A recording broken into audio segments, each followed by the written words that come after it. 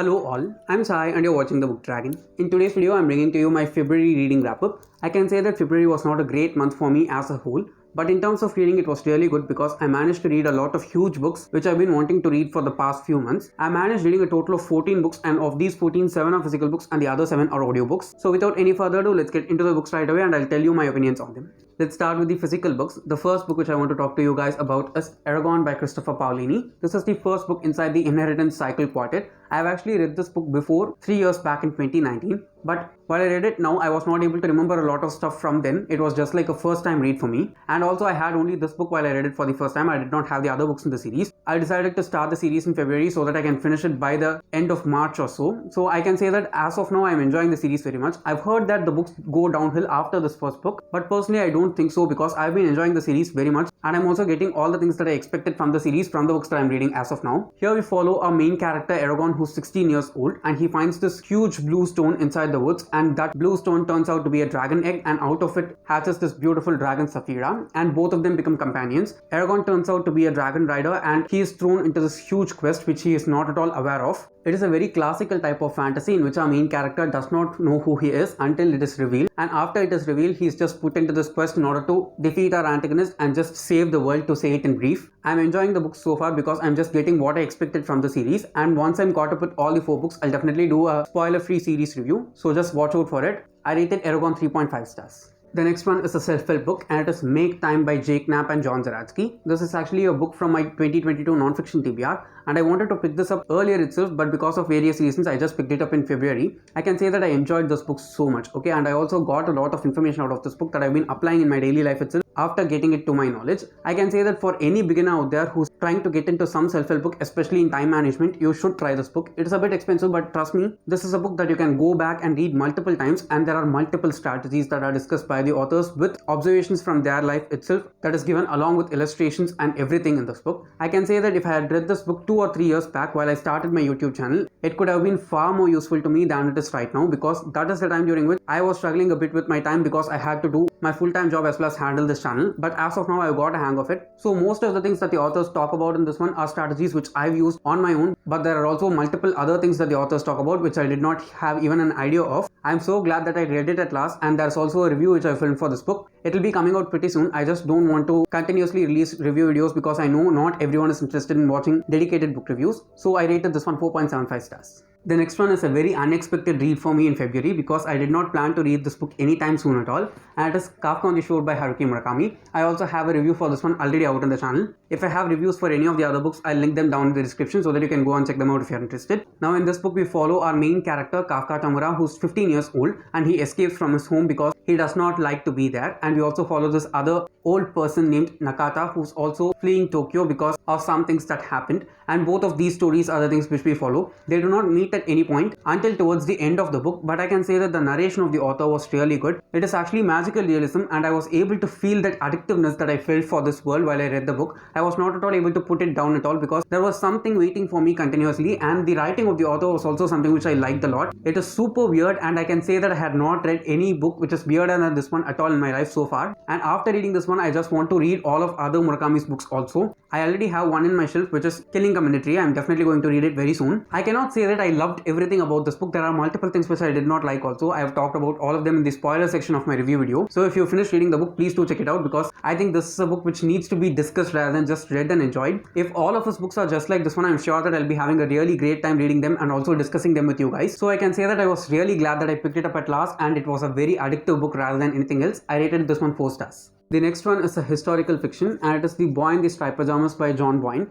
I actually read another book by this author last month in January, which is My Brother's Name is Jessica. I can say that I liked that book more than this one. I knew before getting into the book that it is a very sad book, but I can say that I was a bit disappointed with the amount of sadness in this one because with the hype that people give, I expected this to be a lot more sad and far better than this. I can understand the appeal for this book, but I did not get that effect that everyone else had while they are talking about this book, okay? It is a very sad book. The ending is super sad. I'm not going to tell the premise of this book book because if I say that, it'll spoil a lot more stuff. So I think that's why the blurb of the book also does not say anything much about it at all. You can just sit down and finish it in like an hour or two. I personally thought that the author could have given this book 100 or so pages more because I did not feel that sadness which I was supposed to feel even though I saw it coming towards the end. The characters were written really well and the writing of the author was also very easy to understand, so anyone can read this even if they are a beginner. In all those aspects it was really good, but it did not satisfy me in any way with the expectations that I had. I rated this book 4 stars because I think it deserves it because of all the elements that the author has included in it, but as a whole this was kind of a disappointment for me. So yeah, I rated this one 4 stars. The next book which I read is for a book club and it is The Final Empire by Brandon Sanderson, which is the first book inside the first era of the Mistborn series. I've been wanting to read this book for quite a few years now and it has been sitting on my shelf for also nearly 2 years. Finally I picked it up and read in February. It is a very huge book and it took 1 week for me to just finish this book alone. I was not at all even parallelly reading any other book along with this one.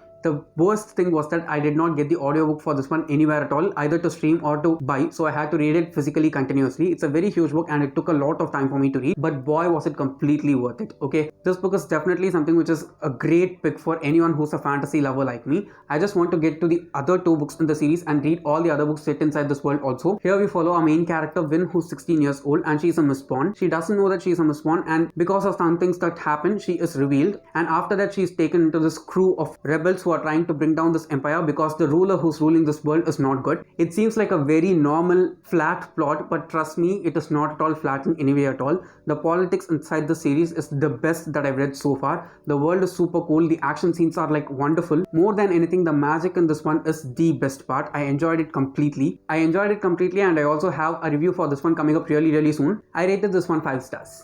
The next book is Eldest by Christopher Paolini, which is the second book inside the Inheritance Cycle Quartet. After I finished Eragon, I waited for 1 week and then only picked up Eldest. But I can say that I read this one faster compared to Eragon because it is huge, but the way in which the author has written it and the way I got used to writing of the author proved very helpful for me to read this book. It is huge and slow, but I can say that I enjoyed this very much compared to Eragon because we spent a lot of time in this book along with Eragon and his dragon Saphira. We get to learn a lot of more stuff about them and the world also expands really good. I personally thought that this book would be a bummer for me because everyone else said that it is not that great, but I thought it was really good and I thought that it was better than the first book also. I enjoyed the dragon lore more than anything and I'm very much interested to see how the series ends towards the climax. So yeah, this was surprisingly very much better than I thought it would be and I rated this one 4 stars. The last physical book is a psychological thriller and I worked with the author last month in order to bring this review for you guys. It is The Illusionists by Aashish Gupta. In this one we follow 2 brothers who are Azim and Aslan and they are competing in this election in this imaginary state called Mahiristan, and no matter who wins in the election, the state is to break into civil war because both of these brothers have huge followings and they've gone to extreme levels that they are just ready to kill the other people who don't support their rule. In order to avoid this problem, both of the brothers decide to sit down and talk and debate with each other so that one has to convince the other in order to let him win. The twist in the story is that the one who gets convinced has to shoot himself and die. I can say that for a psychological thriller, this book was really well written and it is completely adult also, so if you are a young adult, please don't read it because it has some very explicit violence. I personally thought that it added on for the psychological thriller element of the book and I liked it a lot. The editing on this book was not that great, but apart from that I can say that the book was really decent and it's also very short, so that if you start reading it you can just finish it over a weekend itself. I rated this one 3.75 stars. Moving on to the audiobooks, the first audiobook which I finished is Caffeine by Michael Pollan. Now this is a book which talks about the origin and spread of caffeine from Africa to the western and eastern hemispheres of the world. I can say that this book was very informative for me, but the way in which it was written made me feel like the book was very rushed. It was just point after point and I did not feel like I was getting everything that I was supposed to get out from the audiobook that is narrated by the author himself, I think. I can say that this was very informative, but as a whole it was not an enjoyable experience. If you want to learn a lot more about caffeine and how it affects our body as well as mind, I'd highly suggest you to try this. Personally, I'm a coffee lover and I wanted to know its effects on me, positive as well as negative, so I just went forward and picked this up. It is also a very short audiobook. I think it just runs for 2 hours length, so you can just sit down and listen to it in one sitting itself. Since it was a bit rushed, I rated this one 3 stars. The next book which I finished is VALMIKI'S Women by Anand Neelakantan. I've heard really great things about this author's works before, and I also know that he's really good in writing Indian mythology novels. I can say that this book was wonderful, okay? I had very decent expectations because I've heard really good things about the author's writing before, but only after reading this book I was able to understand how well he writes it. I want to read more of his books also in the future. I don't know when I'll be reading them, but I definitely want to. In this book we get the stories of 4 female characters from the Ramayana, but in a very different shade and perspective.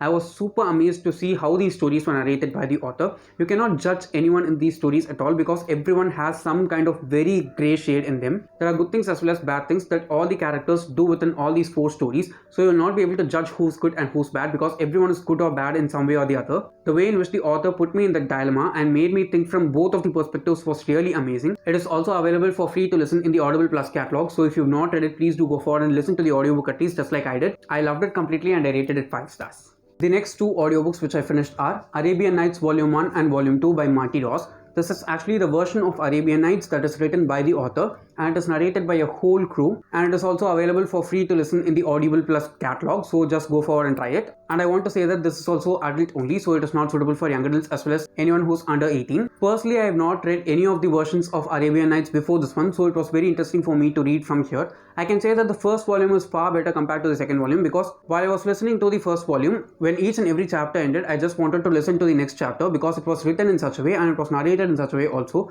But the second book was not that great. I was able to feel that Arabian kind of landscape as well as flavor to the story that was put in by the author through his writing as well as the narrators through their narration. As a whole, I liked it. I rated the first volume 4 stars and the second volume 3 stars. The next one is a non-fiction book and it is FOMO, Fear of Missing Out by Patrick J. McGinnis. This is actually the book that is written by the person who coined the term FOMO. I'm sure every one of us are aware about what FOMO is. FOMO just means fear of missing out, FOMO. And since most of us are on social media or some kind of online platform right now, it is always very easy to feel left out while some other person is doing the same stuff from our age. And usually we can see and feel FOMO only in our peer groups. I personally dealt with FOMO a lot when I started doing booktube because I was wanting to read a lot many books but I was not able to. Still it is like that only, but I don't have that much FOMO right now like I used to back then. So I think that if I had read this book also just like Make Time 2 to 3 years back, it would have been far more useful for me. The author just goes into depth and explains his FOMO in detail and how it can affect us in a cellular level. As a whole, it was a very informative book, but I cannot say that I enjoyed it that much. I rated this one also 3.75 stars. The next book which I finished is a children's classic and it is The Wizard of Oz by L. Frank Baum. I personally did not have the idea of picking this book up anytime soon at all, but I read it because we are reading a retelling of this book for our book club in March. It is called Wicked.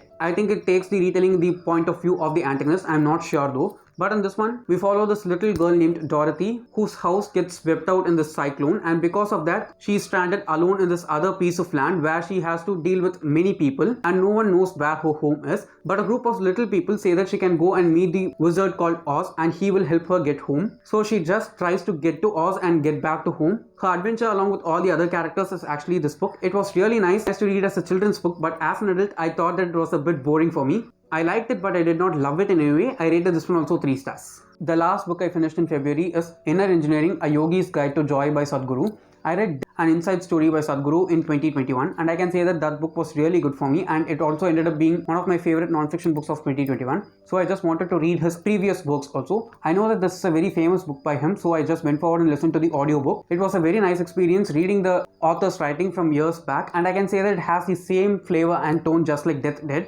That was a book about death, but this is a book about joy and how you have to live life in order to be joyful without depending on any external circumstances at all. The author talks about multiple principles, kriyas, asanas and many other rituals that are inherent to our Indian nation itself, and it was really interesting to read and know all the things that the author had the knowledge of. I liked the experience of reading this book so much and I rated it 4 stars. So yes guys, those are all the 14 books which I read in February, and I can say that in terms of reading it was a really great month. If you ask me what is my most favorite book of February, I can say that it is The Final Empire, because though it was very big, I enjoyed it the whole time, and the things that the author has included inside the series as well as some of the doors which he had left open in order to explore in the next 2 books inside the series was really good. So yeah, that's it for my wrap up, and don't forget to leave your wrap up in the comments below because I'd like to know what are the books that you read in February. And if you did enjoy watching today's video, don't forget to give it a thumbs up and also share it to your friends. If you want to get more content from me, do subscribe to the channel. Thanks for watching and have a great rest of your day.